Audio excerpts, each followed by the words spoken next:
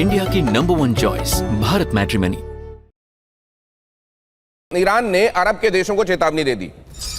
Middle east के बहुत सारे देशों को क्या कहा गया है, देखिए जरा। खाड़ी में अमेरिका के मददगार देशों को हम छोड़ेंगे नहीं, अरब देशों की राजधानी को दहलाएंगे।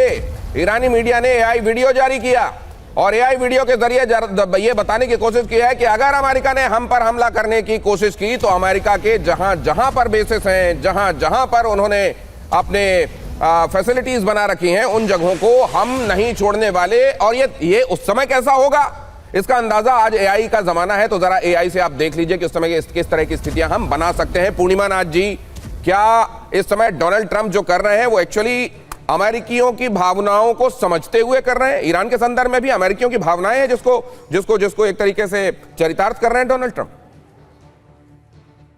नमस्ते, thank you so much for having me. जय हिंद। दिनेश जी, आपको पता है एक पुराना डोनाल्ड ट्रंप का ट्वीट बड़ा वायरल हो रही है अभी, उसमें स्पेसिफिकली लिखा हुआ है, मैं आपको पढ़ के सुनाती हूँ। In order to get elected Barack Obama will start a war with Iran. This was written on 11/29/11 November 29, 2011 में था। दूसरा मैं पढ़ती हूँ आपको, यहाँ पे लिखा हुआ है, don't let Obama play the Iran card in order to start a war in order to get elected. Be careful Republicans. ये लिखा हुआ था अक्टूबर 22, 2012। ऐसे काफ़ी सारे ईरान पर डोनाल्ड ट्रंप का पुराना जो ट्वीट है वो वायरल हो रही है।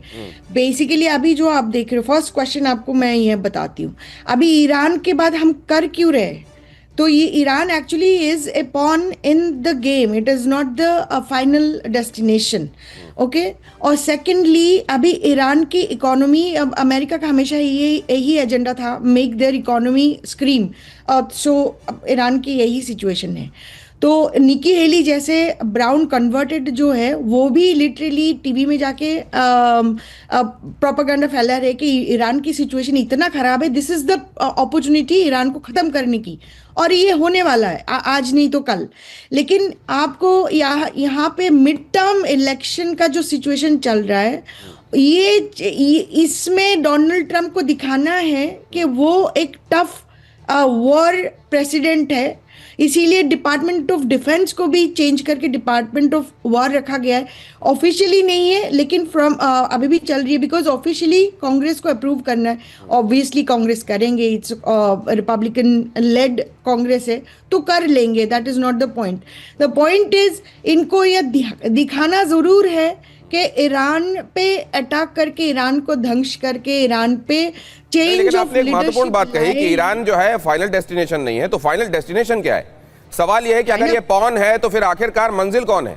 और दूसरा, जैसे आपने कहा कि वहां की इकोनॉमी को स्क्रीम कराना इनका मकसद था, तो स्क्रीम क्या, स्क्रीम से भी बदतर स्थिति है, तो क्या यहां पर भी उनके उद्देश्य पूरे नहीं हुए? मैं आपके पास लौटूंगा, लेकिन उससे पहले जरा ये दिखा देना चाहता हूं अपने दर्शकों को, ट्रंप पर ईरान का पलटवार क्या क्या कहा गया है। जब यह कहा गया कि 10 से 15 दिन का वक्त है, देख लो, उसके अंदर अंदर कर सकते हो, नहीं तो फिर अंजाम भुगतने के लिए तैयार रहो। तो देखिए क्या कहा गया। यूनाइटेड नेशन को ईरानी राजदूत ने, असल में उनका नाम है अमीर सईद इरवानी, जिन्होंने ये चिट्ठी लिखी, उन्होंने चिट्ठी में कहा ईरान अपनी तरफ से कोई युद्ध शुरू नहीं करेगा, इनिशिएट नहीं करेगा, लेकिन अमेरिका ने हमला किया तो जवाब बहुत तगड़ा और घातक होगा। अमेरिका ने हमला किया तो उसके बेसिस को हम टारगेट करेंगे। जवाबी हमला मिडिल ईस्ट और अरब देशों में अमेरिकी बेसिस पर होगा। कोई भी अनहोनी हुई तो यहां पर, ये तो आप लिखा हुआ देख रहे हैं कि अमेरिका जिम्मेदार होगा, इस खत में तो ये तक लिखा हुआ है कि यूनाइटेड नेशन जिम्मेदार होगा। यूनाइटेड नेशन, ये पूरी बॉडी को जिम्मेदार बता दिया गया है कि अगर आप अपने यूएन चार्टर 51 का ख्याल ही नहीं रख सकते तो आप यूनाइटेड नेशन क्यों हैं? फिर आप जिम्मेदार होंगे। अगर अमेरिका ने हमला हम पर किया तो अमेरिकी बेसिस पर तो हम टारगेट करेंगे ही, लेकिन इसके लिए यूनाइटेड नेशन जिम्मेदार होगा। पत्र में ईरानी राजदूत ने यूनाइटेड नेशन चार्टर के आर्टिकल 51 का हवाला दिया। जैसे मैंने आपको बताया, 51 में प्रावधान है सदस्य देश पर हमले में आत्मरक्षा के चलते हमले का अधिकार होगा। अब जरा अगली खबर देखिए, ईरान अमेरिका के टेंशन के बीच में ये बड़ी खबर है, यूनाइटेड नेशन में ईरान बना स्पेशल कमेटी का वाइस चेयर। अब जरा देखिए, ये भी एक बड़ी अजीब विडंबना है। एक तरफ तो अमेरिका के गुस्से का, इजराइल का कोप भाजन हुआ है ईरान, और दूसरी तरफ यूनाइटेड नेशन में चार्टर को लेकर जो एक स्पेशल कमेटी है, यूनाइटेड नेशन चार्टर ठीक से लागू हो, उसके सभी बिंदुओं का ख्याल रखा जाए, इसको लेकर जो वाइस चेयर है वो खुद ईरान को बना दिया गया है। अब समझिए ये किस तरीके की विडंबना है, कैसी आयरनी है। कमेटी का वाइस चेयर, स्पेशल कमेटी का on the charter, special committee on the charter का वाइस चेयर चुना गया ईरान। यूनाइटेड नेशन मुख्यालय न्यूयॉर्क में हुआ यह चुनाव। अमेरिका और इजराइल ने इस नियुक्ति की आलोचना की। अमेरिका और इजराइल इस नियुक्ति की आलोचना कर रहे हैं, और इस बीच में यह नियुक्ति हो जाती तो क्या अमेरिका और इजराइल की भी यूनाइटेड नेशन में चलती नहीं है क्या सर? देखिए दिनेश जी, पाकिस्तान टेररिज्म का एपिसेंटर बोलते हैं। हाँ। और उसी जो टेररिज्म के वहां पर जो है ये उनके इधर का वो उसका चेयर ले लेता है। हाँ, काउंटर टेरर कमेटी का चेयर वाइस चेयर बनाया था सर। अल्जीरिया को चेयर बनाया था और पाकिस्तान को वाइस चेयर बनाया था जी। तो उसी तरह की देखिए, यूएन का तो कोई भी, मैं यूएन को ऐसा नहीं मानता, मैं यूएन में नौकरी की है और वो भी न्यूयॉर्क के अंदर में जाकर के एज ए मिलिट्री। तो यूएन क्या है, उसके बड़े लिमिटेड हैं और वो एब्सोल्युटली कॉम्प्रोमाइज्ड है। उसके पास कोई दांत नहीं, टीथ नहीं है to do something. In spite of that वो इन्फोर्स कर सकता है। देखिए इन्फोर्समेंट भी है ना, पीस इन्फोर्समेंट भी होती है, पर वो नहीं कर पाता है। आप पीस कीपिंग करेंगे, पीस कीपिंग में जब सब चीज हो जाता है उसके आजाद के करते हैं, वहां भी कुछ नहीं होती। देखिए विडंबना क्या है, मेरा ऐसा मानना है, ये मान के चलिए, आज ईरान के ऊपर में ईरान यदि नहीं करता है खास करके न्यूक्लियर डील, और विडंबना सबसे बड़ी है यही डोनाल्ड ट्रंप साहब उनके न्यूक्लियर डील से निकल के चले गए थे और उन्होंने कहा था कि नहीं हम नहीं मानते, सैंक्शन लगाएंगे। सैंक्शन से त्रस्त है ईरान, और ये मान के चलिए कि यदि नहीं करते हैं न्यूक्लियर डील के ऊपर में तो पक्का हस्ताक्षर होगा, मेरा 100% मानना।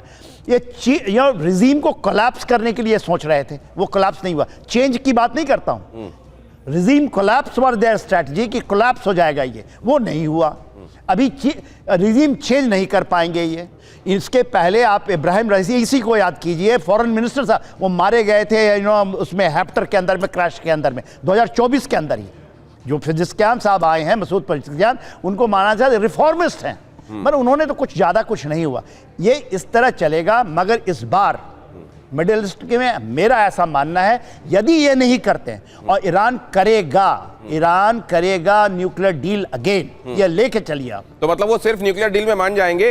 इजराइल वाली जो बैलिस्टिक मिसाइल वाली शर्त है या प्रॉक्सीज वाली शर्त है कि आप रोकिए, हिजबुल्लाह, हूती, हमास जो सपोर्ट है वो रोक दीजिए, क्या ये शर्तें भी रखी जाएंगी उस डॉक्यूमेंट में? केवल सिविल न्यूक्लियर प्रोग्राम को लेकर आखिरकार रजामंदी बन जाएगी और ये पॉइंट हटा दिए जाएंगे? क्या आपको ऐसा लग रहा है? सर मैं आपके पास आऊंगा तो ये बात समझूंगा। इंडिया की नंबर 1 चॉइस भारत मैट्रिमनी।